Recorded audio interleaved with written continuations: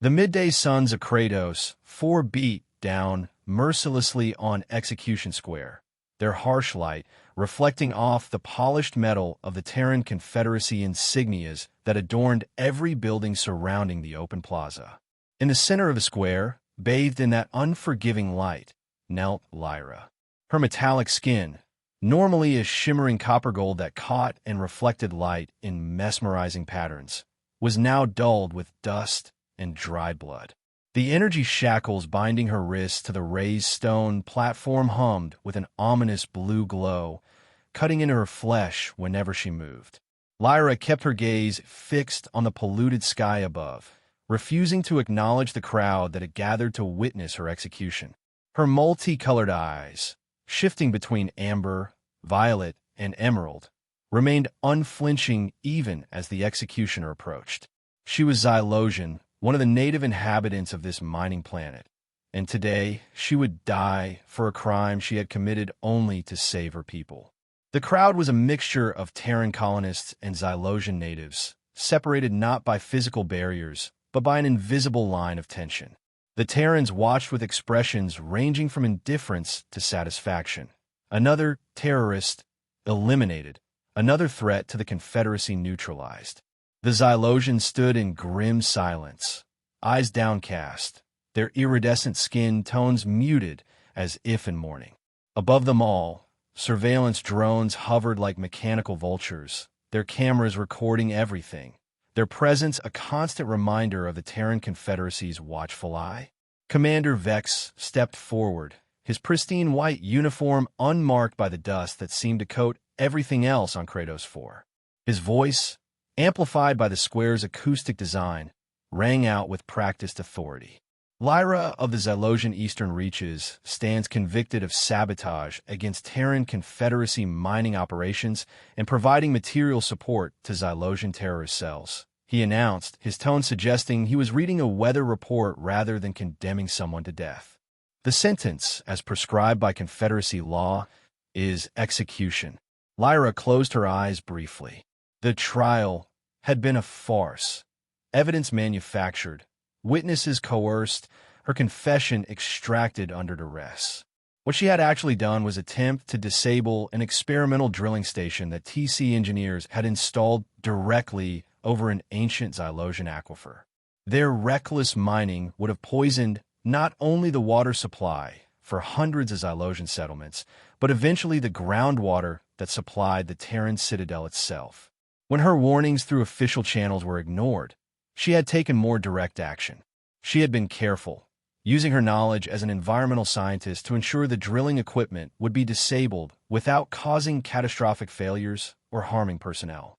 But she had been caught, and rather than expose her network of both Xylosian and sympathetic Terran collaborators, she had taken full responsibility. Near the back of the crowd, pressed against a graffiti-covered wall, stood Kale. His broad-shouldered frame was hunched, as if trying to make himself smaller, less noticeable in his worn gray maintenance uniform. His close-cropped, dark hair and tan skin marked him as Terran, but the disgust in his eyes as he watched the proceedings separated him from his fellow humans in the square. Kale had once been a battlefield engineer for the Terran Confederacy's expansion forces, designing and maintaining the very weapons and defense systems that had subjugated planets like Kratos 4. But what he had witnessed in those campaigns, the casual cruelty, the disregard for indigenous lives and cultures, the environmental devastation left in the wake of TC progress had broken something in him. He had requested a discharge, been denied, and eventually deserted, making his way to the outer colonies where a man with his skills could disappear into menial maintenance work, just another cog in the vast machine of the Confederacy. He hadn't planned to be in Execution Square today. He'd been called to repair an atmospheric regulator in a nearby government building and had taken a shortcut through the square. Now, he couldn't look away from a young Xylosian woman kneeling on the platform, her dignity intact despite her circumstances. Commander Vex nodded to the executioner, a heavily armored figure whose features were completely obscured by a reflective helmet. The executioner raised a pulse rifle, its barrel beginning to glow with gathering energy. The weapon would deliver a concentrated blast of plasma directly to Lyra's heart, killing her instantly. The Confederacy's idea of humane execution. The crowd grew silent. Even the ever-present hum of the Citadel's machinery seemed to dim. In that stillness, something broke loose inside Cale. Perhaps it was the memory of another execution he had witnessed years ago on a different conquered world. Perhaps it was simply that he had reached his limit of complicity through inaction. Before he could second-guess himself, Cale was moving. He pushed through the crowd, ignoring the startled exclamations, his hand already reaching for the small EMP device he kept in his toolkit for delicate electronics work. It wasn't designed as a weapon, but he had modified it as he modified most things. "This is wrong," he shouted, his voice cracking from disuse and emotion. "She's innocent." The guards stationed around the square turned in confusion, their hands moving to their weapons.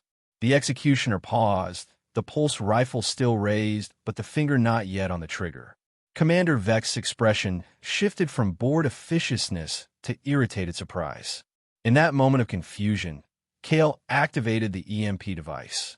A wave of electromagnetic energy rippled outward, temporarily disrupting the nearby drones, which wobbled in the air before their backup systems engaged.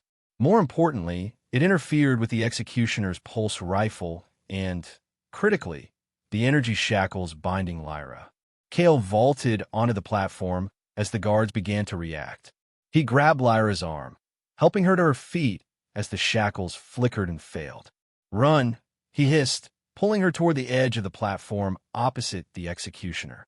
Lyra's eyes widened in shock and confusion, but survival instinct took over. As the first shots from the guards' weapons scorched the platform where they had stood moments before, Lyra and Cale leapt from the stage and plunged into the panicking crowd. Alarms began to wail throughout the Citadel.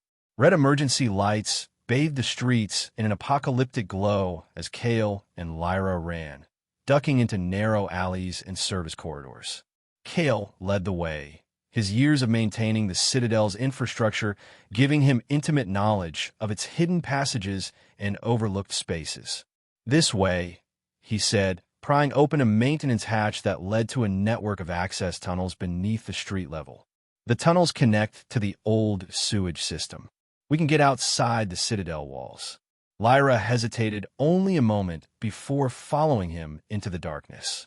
Her Xylosian eyes adjusted quickly, the pupils expanding to capture what little light filtered through grates above. She could see Cale fumbling ahead, clearly struggling to navigate the gloom. "Here," she said, reaching forward to guide him. "I can see better than you can in this darkness." Cale flinched slightly at her touch, then relaxed. "Thanks. I should have thought to bring a light."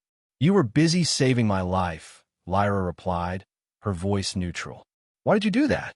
"You're Terran, and you're Xylosian," Cale said as they moved deeper into the tunnels.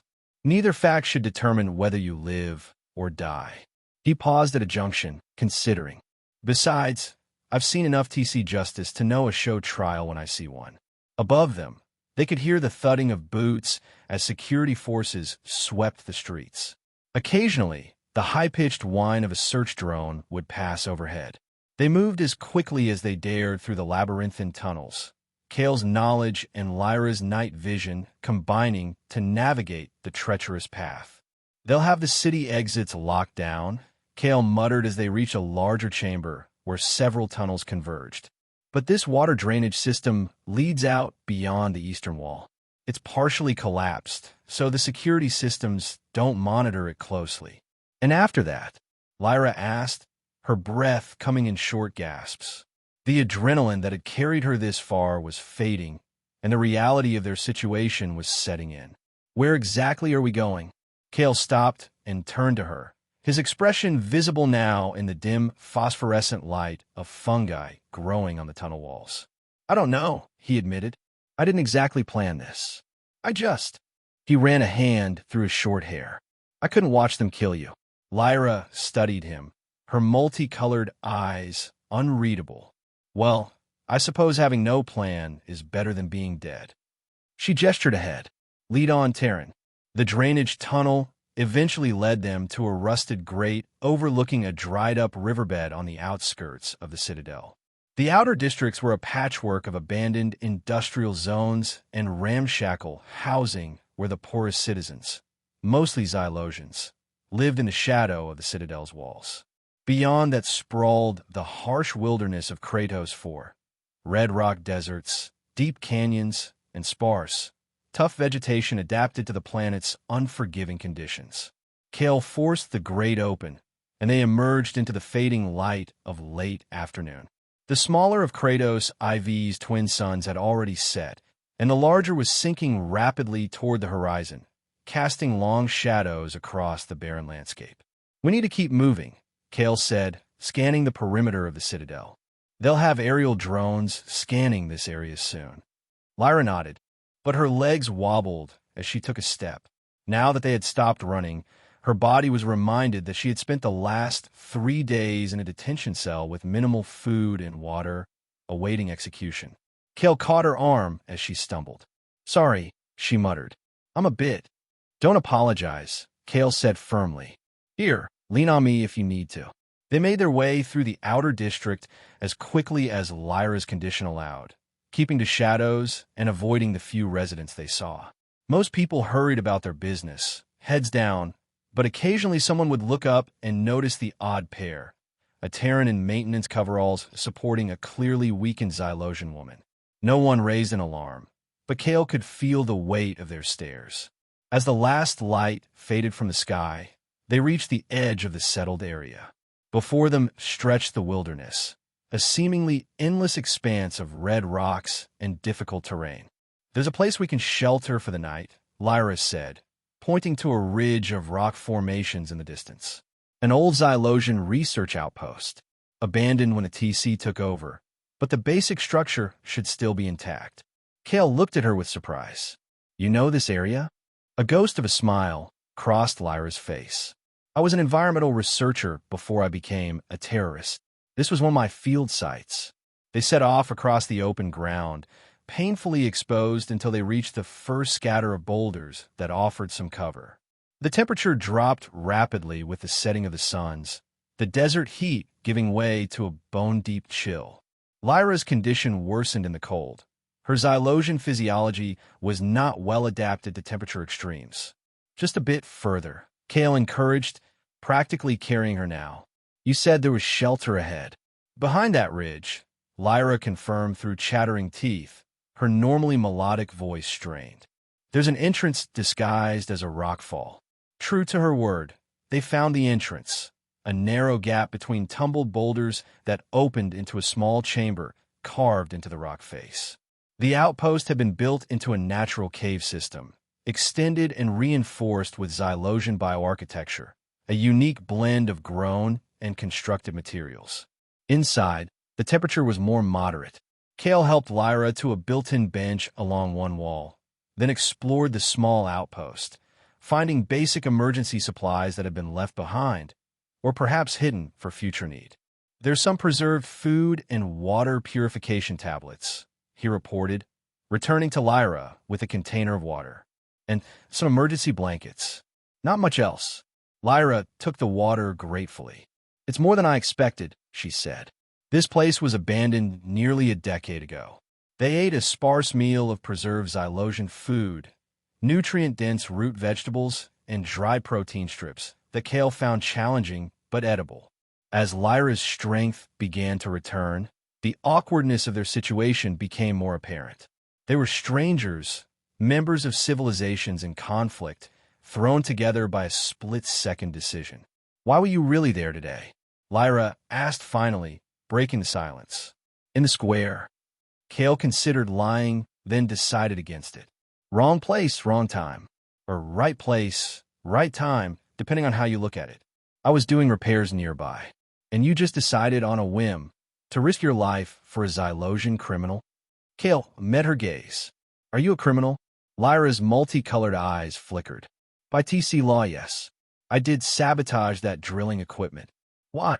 "Because they were going to poison the largest freshwater aquifer on this side of the planet," Lyra said, a hint of her passion breaking through her exhaustion. The new extractor uses a chemical catalyst that would have leaked into the groundwater. Thousands would have died, Xylosians first, but eventually Terrans too. Water is water, and poison doesn't discriminate based on species. Kale nodded slowly. And you try to warn them first? Filed reports through 3 different channels. Presented evidence to 2 different oversight committees. Lyra's voice was bitter. They said the risk was acceptable given the value of the mineral deposits they were trying to reach. So you took matters into your own hands. I disabled the chemical injection system, Lyra said. Carefully. No explosions, no one hurt. They could have repaired it in a week. Instead, they decided to make an example of me. Kale was quiet for a long moment. My last assignment with the TC Engineering Corps was on Vega Prime, he said finally. We were building a defense system for a new mining colony. Standard procedure. The native population was minimal and primitive. That's what the briefing said. He stared into the darkness of the cave. What they didn't tell us was that the minimal population was concentrated in underground settlements, directly beneath where we were, setting up resonance charges to test the foundation for our main generator. Lyra's expression softened slightly. What happened? What do you think happened? The charges collapsed the cave system. Hundreds dead. When I filed a report about the oversight, my commanding officer told me the natives had been warned to evacuate and chose not to. That it was unfortunate but not our problem. Kale's voice was flat. I checked later. No evacuation warning was ever issued. They knew the settlements were there. They just didn't care. So you left the military? I tried to resign properly. They denied my request. So one night, I just walked away, made my way to the outer colonies, places where they need technicians badly enough not to ask too many questions. Lyra studied him in the dim light and ended up here on Kratos 4. Just another anonymous maintenance worker, Kale confirmed. Until today, when I apparently lost my mind and decided to rescue a condemned Xylosian. A small smile touched Lyra's lips. Well, this condemned Xylosian is grateful, whatever your reasons. They fell into silence again, but it was less tense now. As the night deepened, they took turns keeping watch, though both were too on edge to sleep deeply. Outside, the wind picked up, whipping dust and sand against the hidden entrance of their shelter. By morning, the weather had worsened into a full sandstorm. The howling wind and stinging particles made venturing outside impossible. Trapped together in the small outpost, Lyra and Kale gradually began to talk more openly. Lyra explained her work as an environmental scientist, studying the complex ecosystems of Kratos 4 that had evolved to thrive in its harsh conditions. Kale spoke of his engineering background, his fascination with how things worked, and how that same curiosity had eventually led him to question the TC's methods and motives. As the day wore on, Lyra revealed more about her actions and the network of like-minded individuals, both Xylosian and a few Terran sympathizers, who had been working to document and mitigate the TC's most damaging activities.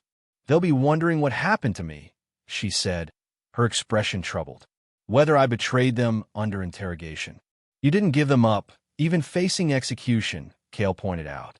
I think that speaks for itself. Lyra shook her head. The TC will be hunting us now.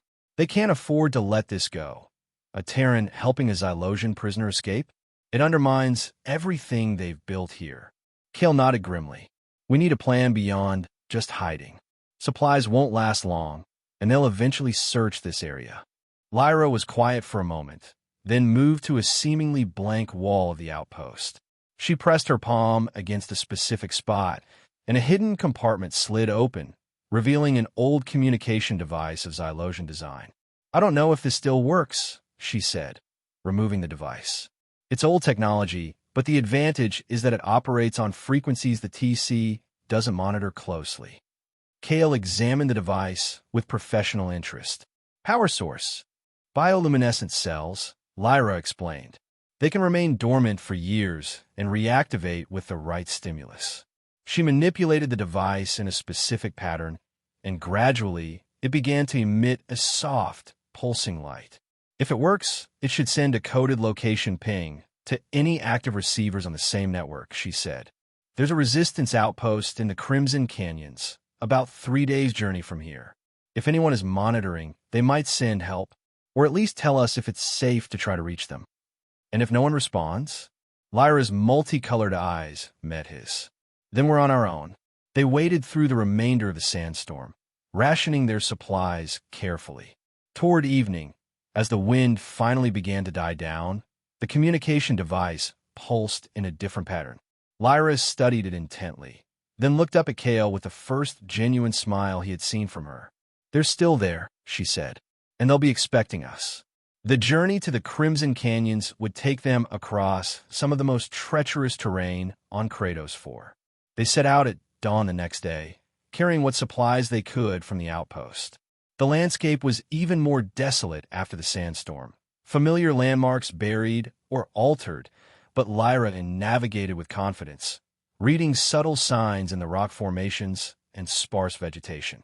By midday, they had reached the edge of a vast salt flat, a remnant of an ancient sea that had dried up millennia ago. Crossing it would save them nearly a day's journey, but it offered no cover whatsoever. TC aerial patrols sweep this area regularly, Lyra warned. But going around will cost us time we might not have, especially with our limited water. Kale surveyed the shimmering expanse. How long to cross at a fast pace? 4 hours, maybe 5. He nodded. We go across. If we time it between patrols, we might make it. They waited until a patrol had passed, then set out across the blinding white expanse. The heat was intense, the salt flat reflecting the sunlight from both above and below. They moved as quickly as they could, but the going was more difficult than expected, the crusty surface occasionally giving way to patches of softer, deeper salt that sucked at their boots. They were perhaps 3/4 of the way across when Lyra spotted the approaching aircraft, a TC patrol skimmer moving much faster than the scheduled patrols, clearly on a search pattern. They're looking for us specifically, Kale realized, not just for routine surveillance. There was nowhere to hide on the open salt flat. They broke into a run, heading for the distant, rocky edge, but the skimmer was moving much faster than they could hope to. "Wait," Kale said suddenly, skidding to a halt. "I have an idea." He quickly shed his outer maintenance jumpsuit, revealing the plain clothes underneath, and began to use the jumpsuit to dig into the salt crust. "What are you doing?" Lyra demanded, glancing anxiously at the approaching skimmer. "Making a reflector," Kale explained, spreading the jumpsuit over the hollow he had created. "The fabric is treated to reflect heat for safety around hot equipment. If we can angle it right." Understanding dawned in Lyra's eyes. She helped him position the fabric, creating a makeshift mirror angled toward the approaching skimmer. As the craft drew nearer, the reflected sunlight hit its sensors directly, a blinding flare that caused the skimmer to veer off course momentarily. "Now run," Kale urged, grabbing the jumpsuit as they sprinted for the edge of the salt flat. They reached the relative safety of the rocky terrain just as the skimmer circled back, ducking into a narrow ravine. They pressed themselves against the rocks as the aircraft passed overhead, its scanning beams sweeping the area but unable to penetrate the dense stone. "That was too close," Lyra gasped when the skimmer finally moved off to continue its search pattern elsewhere. Kale nodded grimly. "And they'll be back with a more comprehensive search pattern. We need to keep moving." They pushed on through the afternoon and into the evening, the terrain gradually becoming more rugged as they approached the edge of the canyonlands. Exhaustion and thirst wore at them, but the knowledge that they were being actively hunted drove them forward. As night fell, they found a small cave for shelter. While Lyra prepared their meager evening meal, Kale fashioned crude alarms from scraps in his toolkit, simple devices that would rattle if anyone approached their position.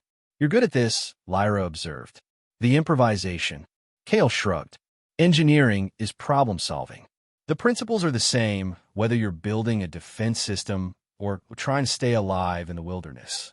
"Is that how you see our situation? Just another problem to solve?" Kale paused in his work. "No," he said after a moment. "This is personal in a way technical problems aren't.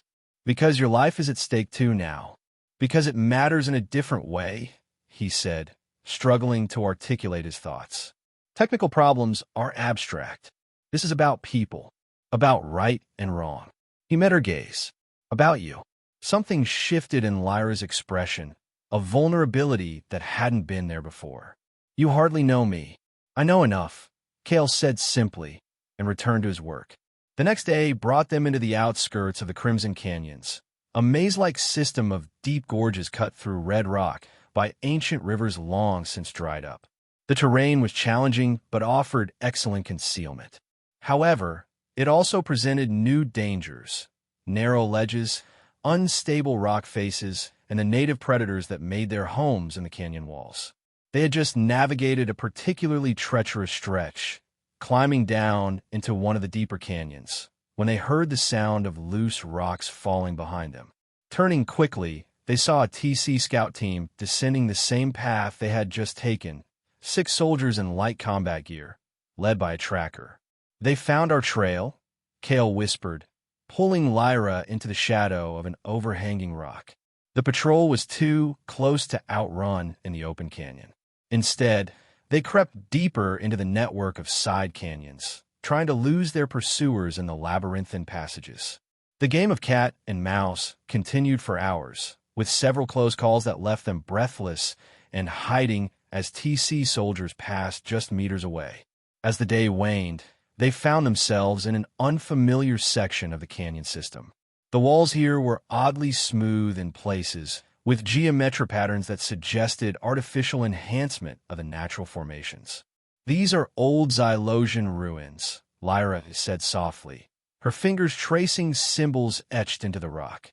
From before the TC came, my people built settlements throughout these canyons. Can you use them to navigate? Cale asked, keeping watch for pursuers. I think so. The patterns are coded directions for travelers. She studied the markings intently. This way should lead deeper toward the center of the canyon system. They followed the ancient Xylosian markers, moving through increasingly elaborate ruins, doorways carved into canyon walls, rooms hollowed from solid rock, all bearing the distinctive organic geometric patterns of Xylosian design. In some places, the ruins incorporated strange crystalline growths that emitted a faint, bioluminescent glow as darkness fell. The resistance outpost must be built into one of these old settlements, Lyra reasoned. It would be the perfect hiding place. TC scanners have trouble penetrating these rock formations, and the bioluminescent crystals interfere with their sensor readings. As night closed in fully, they discovered a hidden entrance, a crack in the canyon wall that, when approached from the correct angle, revealed itself to be a narrow passage. The communication device that Lyra carried began to pulse more rapidly as they drew near. This has to be it, she said, hope rising in her voice. The passage twisted through the rock for nearly 50 meters before opening into a larger space. As they stepped through, Lyra gasped. The chamber before them was enormous. A natural cave expanded and enhanced with Xylosian architecture. Bioluminescent crystals provided soft lighting throughout, revealing multiple levels connected by carved staircases and grown bridges of some coral-like material. Most surprisingly, the cave was occupied. Dozens of Xylosians moved about on various tasks, their metallic skin gleaming in the crystal light. A few Terrans were visible as well, working alongside the Xylosians with no apparent distinction or separation. Lyra, a voice called from across the chamber. An older Xylosian woman approached, her copper-gold skin etched with the fine lines of age, her eyes a solid violet. By the ancestors, we thought you were dead. Matriarch Celine, Lyra greeted her, bowing slightly. I nearly was. The older woman embraced Lyra, then turned her keen gaze on Cale. And who is this Terran? This is Cale, Lyra said. He saved my life, interrupted my execution, and helped me escape. Murmurs spread through the gathered Xylosians and Terrans. The matriarch's expression remained measured as she studied Cale. A bold action for a Terran, she observed. What motivated such risk? Before Cale could answer, a commotion at the entrance tunnel interrupted them. A Xylosian scout burst into the chamber, breathing hard. TC patrol, she reported urgently. They followed their trail. Heavy weapons, at least a dozen soldiers. They're setting up a perimeter above us right now. The peaceful atmosphere of the cave shattered as everyone moved into practiced emergency protocols. Some gathered weapons. Others began evacuating the youngest and oldest residents through secondary exits. They must have tracked us here, Kale said grimly. I'm sorry. Matriarch Celine shook her head. They've been searching for our main outpost for months. It was only a matter of time. She turned to a nearby Xylosian. Activate the defensive systems. Throughout the cave, panels slid open in the walls and floor, revealing sophisticated weaponry that seemed to be a hybrid of Xylosian and repurposed Terran technology. You're well prepared, Kale observed. We've had years to prepare, the matriarch replied, but I would prefer to avoid a direct confrontation if possible. Too many lives at stake. A Terran woman in weathered mining clothes approached them. The diversion team is ready, matriarch. We can trigger the rock slides in the northern canyons, draw them away from this position. Do it, Celine ordered, and prepare the secondary site for evacuation. As the outpost mobilized around them, Lyra pulled Kale aside. They'll need time to evacuate everyone. The TC won't be fooled by the diversion for long. Kale nodded, his mind already working on the problem. What about the canyon's defense systems? You mentioned the Xylosians built these settlements. Did they have protections? Lyra's eyes widened. The flux gates, she said.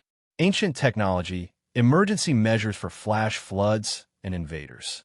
But they haven't been activated in generations. We don't even know if they still function. Where are the controls? The ancestral chamber at the heart of the settlement. But it would take someone with knowledge of both Xylosian biotech and Terran power systems to even attempt an activation. Kale met her gaze steadily. Someone like a Xylosian environmental scientist and a Terran engineer.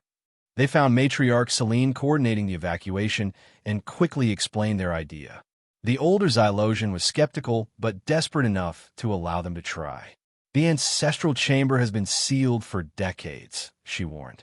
And the Fluxgate system was designed as a last resort. Once activated, it will alter the canyon system permanently. If it works, it will buy you time to get everyone out, Kale pointed out, and permanently secure this region against TC incursions. Celine studied them both for a long moment, then nodded. Follow Tarek, she said, gesturing to a middle-aged Xylosian man nearby. He's our keeper of ancient knowledge. If anyone can guide you through the activation process, it's him. Tarek led them deeper into the settlement, through passages that grew increasingly ornate, the Xylosian design elements more pronounced and preserved. Finally, they reached a sealed doorway carved with intricate symbols that seemed to shift and change as they watched.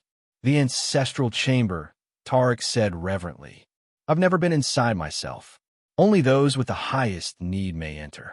I think imminent death qualifies, Kale said dryly. Tarek touched a sequence of symbols on the door, which began to glow softly.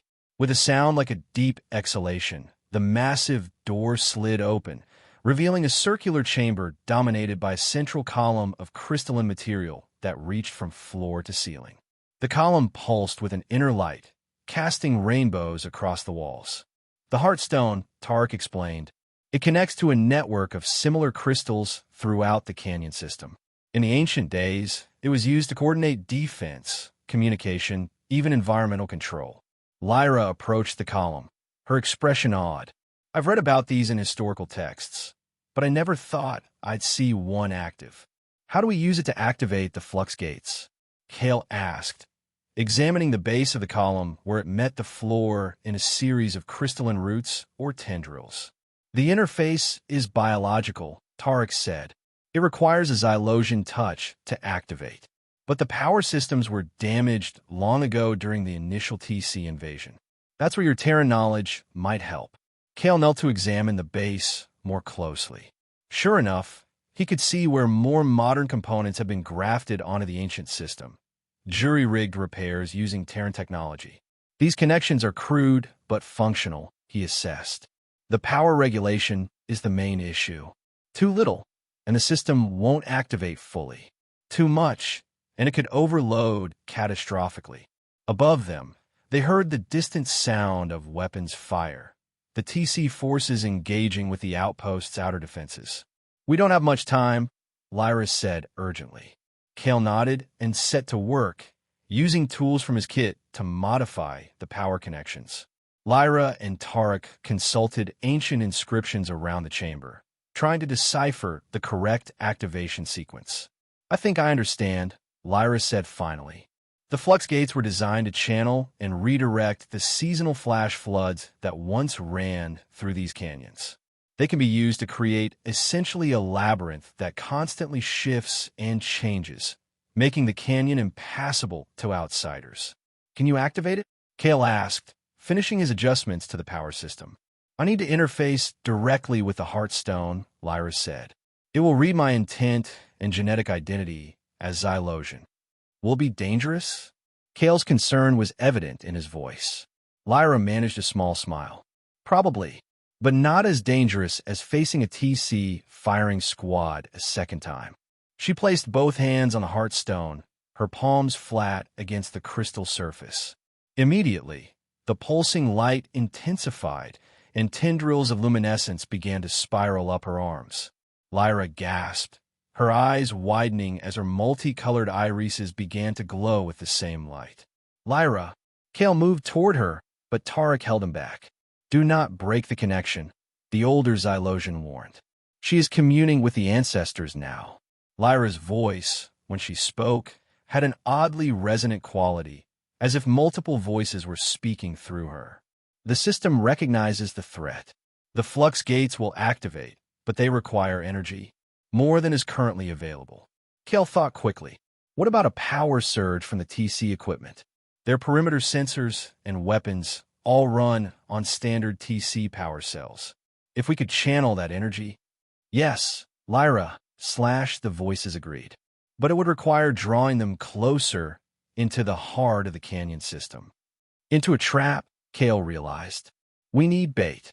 They're hunting us specifically," Lyra said, her own voice briefly emerging through the resonant tones.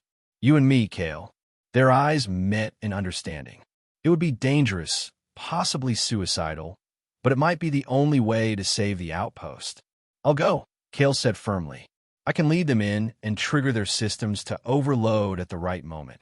"No," Lyra answered, the multiple voices fading as she began to withdraw from the Heartstone.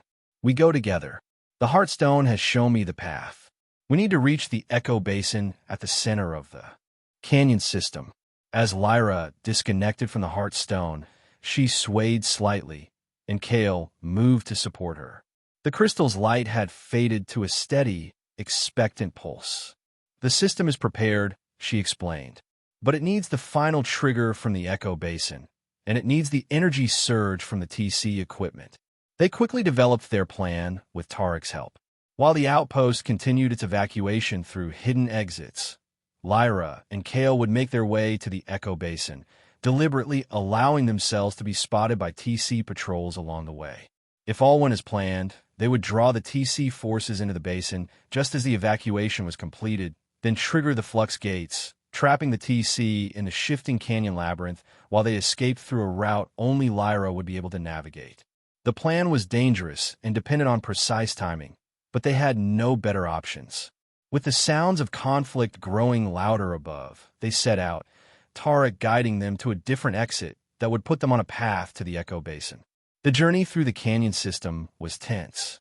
They moved quickly but deliberately, allowing themselves to be glimpsed by a TC scout drone, then disappearing again into the maze of passages.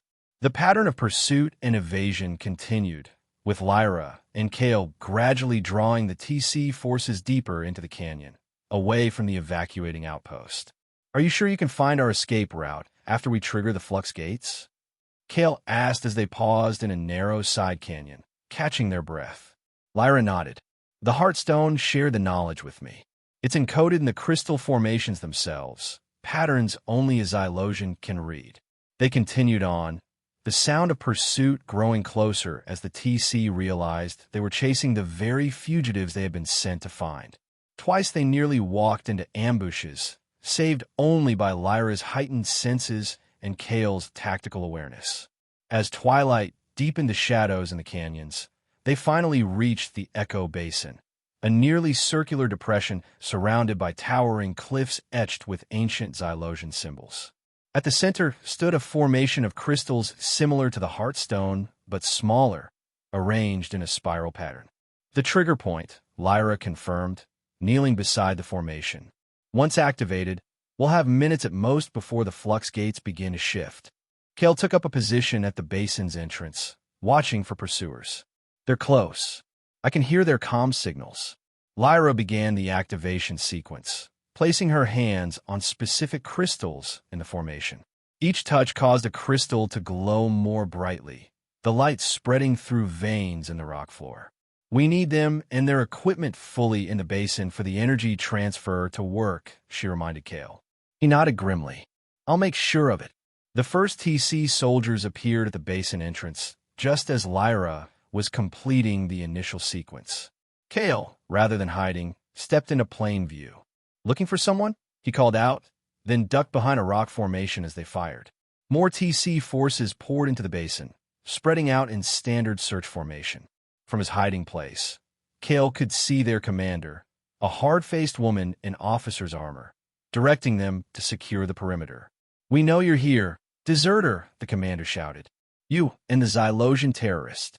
There's no escape. Kale caught Lyra's eye across the basin and nodded. Time for the next phase. He emerged again, this time running to draw their fire toward the center of the basin, away from Lyra and the crystal formation. The ploy worked. The TC soldiers focused on him, advancing into the basin with their energy weapons charging. When the last of the TC patrol had entered the basin, Lyra activated the final sequence. The crystal formation erupted with light, and a wave of energy pulsed outward through the veins in the rock. Simultaneously, the TC weapons and equipment began to spark and overload, the energy being drawn from them into the canyon system itself.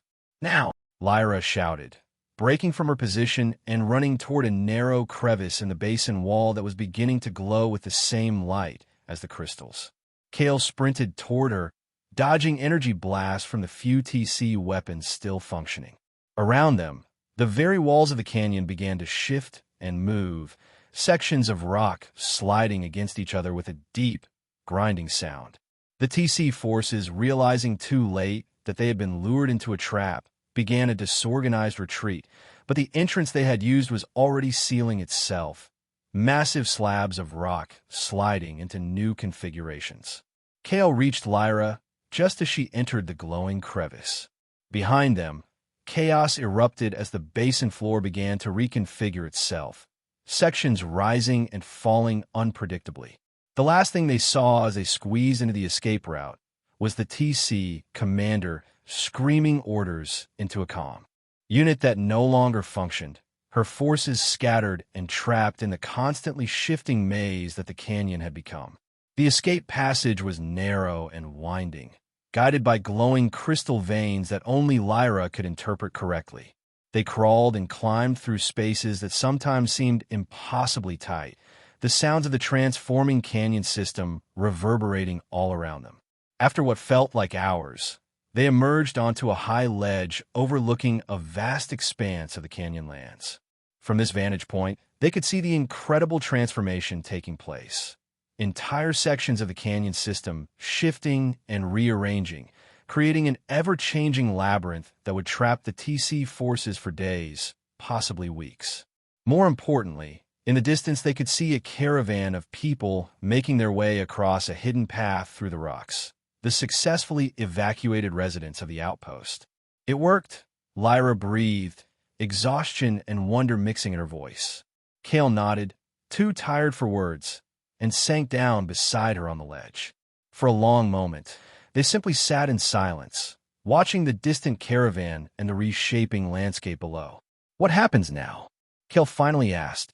Now we find the others, Lyra said. The Resistance has other outposts, further from TC control, places where we can regroup, plan the next phase. Kale raised an eyebrow. You're still including me in those plans? Lyra turned to him, her multicolored eyes reflecting the starlight. After all this, I'd say you've earned your place. She hesitated, then added more softly, unless you want to go your own way. Kale shook his head. There's no going back for me.